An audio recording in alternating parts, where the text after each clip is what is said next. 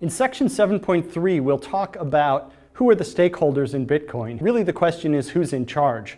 We've talked about how Bitcoin relies on consensus and about how the rule book of Bitcoin is written in practice.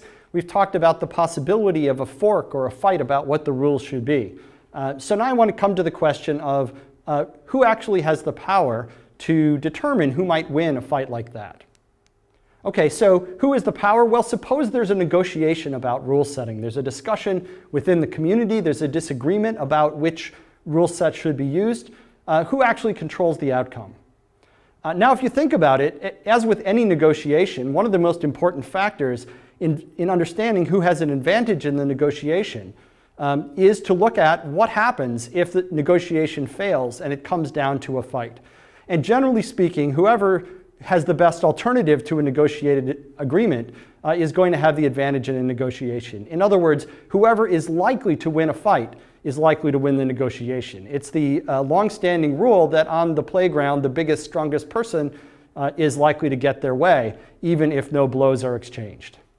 So let's talk about who actually has the power and who would be able to win if there were a fight involving a fork in the rules and a struggle for power over what the future of Bitcoin would be.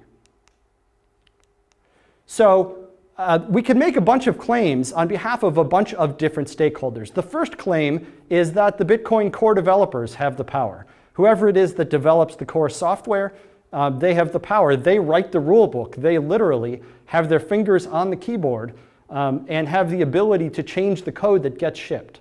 Since they write the rule book, since almost everybody does use their code and does follow their rules in practice, you could argue that they have the power because they can actually put a change out there that other people would, at least by default, accept.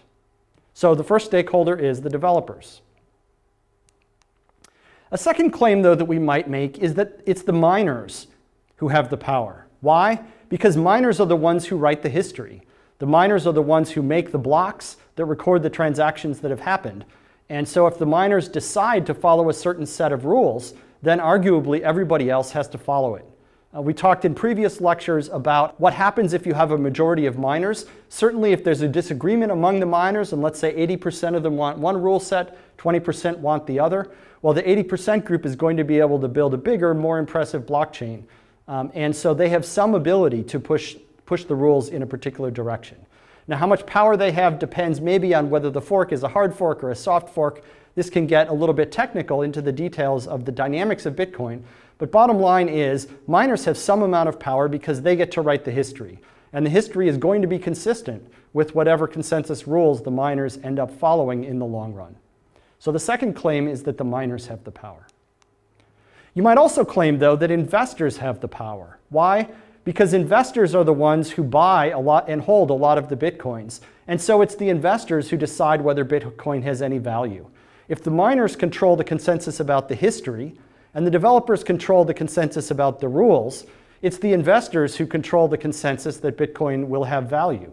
Or at least that's the way the argument goes. So in the case of a hard fork, the investors, if they all or mostly decide to put their money on one branch, on the A coin or the B coin, then that one will have a lot of perceived legitimacy.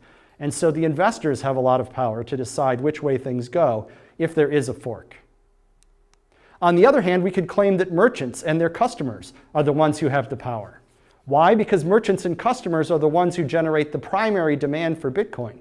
Yes, investors provide some of the demand that supports the price of the currency, but the primary demand that drives the price of the currency, as we saw in Lecture 4, is driven by a desire to mediate transactions, to use Bitcoin as a transaction technology. And because merchants and their customers drive that demand, they're the ones who drive the long-term price of Bitcoin. Or so this argument goes. Investors, according to this argument, are just guessing where the primary demand will be in the future. So investors are guessing where the merchants and customers will go in the future. And therefore, it's the merchants and their customers who really have the power. On the other hand, we could argue that no, it's the payment services that have the power. They're the ones that really handle transactions. A lot of merchants don't care which currency they follow. They simply want to use a payment service which will give them dollars and ease of use and handle all of the risk. And so to the extent that merchants and customers have power, and that those people rely on the payment services to actually handle transactions, well, then maybe it's the payment services that have the power because they drive primary demand, and merchants, customers, and investors will follow them. Okay, now I've argued for a bunch of different parties, all of whom I've argued should have the power, and there's some merit to all of those arguments. But the fact is, all of those entities have some power. In order to succeed, remember, a coin needs all these forms of consensus. It needs a stable rule book written by developers. It needs investment. It needs mining power.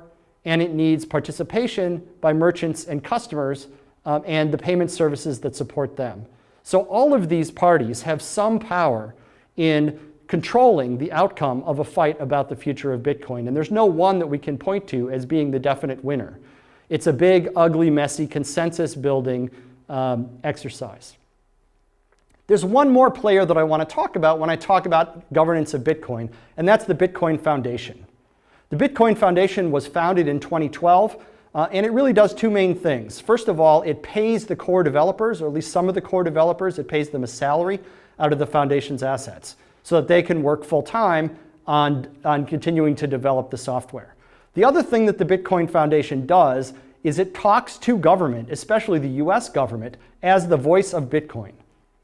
People in the Bitcoin community said that we have a problem, that there's no one to talk to government on our behalf, and so our case is not being made, our arguments are not being heard in government. We need to have an entity that will do that. And the Bitcoin Foundation is one of the things that was set up to do that. And so that's the other function that the Bitcoin Foundation was set up to do. Now, the Bitcoin Foundation is not in charge of Bitcoin any more than any of these other parties are. It has membership from some members of the community, not from other members of the community. And its success, ultimately, like everything else in this kind of open source, consensus-based ecosystem, will be driven by how much support it can attract and retain from the community over time. And it's worth discussing the points of controversy that have happened with respect to the Bitcoin Foundation. There have been controversies over the membership in the board, where some members of the Bitcoin Foundation board have gotten into trouble. They've gotten into criminal trouble, or they've gotten into financial trouble, and the foundation has had to struggle with dealing with what to do about members of the board that are become liabilities and have to be replaced on short notice. There's been some controversy from those people who believe that Bitcoin should operate outside of and apart from traditional national governments, that Bitcoin shouldn't be in the position of negotiating with the government. Bitcoin should be what it is, be independent of government, and simply operate across borders, not having to explain or justify itself to government at all. People who believe in that point of view don't like the fact that there are people in suits who hand out business cards saying Bitcoin on them and talk to government as the voice of Bitcoin. And finally, there have been controversies over the Bitcoin Foundation and the question of who put these people in charge. There are members of the community who feel that the foundation and the people who set up the foundation aren't really true representatives of the community, and that they are anointing themselves as leaders of something that they have no right to put themselves in charge of. So, although the Bitcoin Foundation is prominent, there are still some questions about what its role is going to be in the long run. I think it's fair to conclude that the Bitcoin Foundation, in its dealings with government, has done a fair amount to smooth the road for understanding of and acceptance of Bitcoin, at least within the US government.